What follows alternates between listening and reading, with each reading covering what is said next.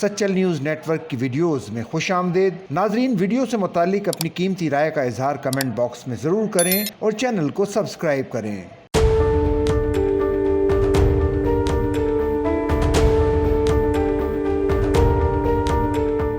وفاقی حکومت کی جانب سے متعدد اعلیٰ افسران کی ترقیوں اور تعیناتیوں کے احکامات جاری کر دیے گئے۔ نوٹیفیکیشن کا بھی اجرا ہو گیا۔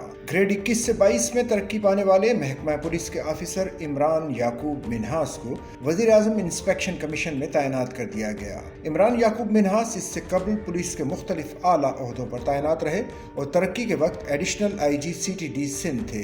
اسٹیبلشمنٹ ڈویژن نے گریڈ 21 کے سینئر آفیسر راجہ رفت مختار کو ڈائریکٹر جنرل FIA تعینات کر دیا۔ نوٹیفیکیشن جاری کر دیا گیا ہے۔ اسی طرح محمد شہزاد سلطان کو گریڈ 21 سے 22 میں ترقی دے کر نیشنل اسکول آف پالیسی کا چیف انسٹرکٹر تعینات کر دیا گیا ہے۔ سیکریٹریٹ گروپ کے 21 گریڈ کے افسر ظفر عباس کو ایڈیشنل سیکریٹری خزانہ لگایا گیا ہے۔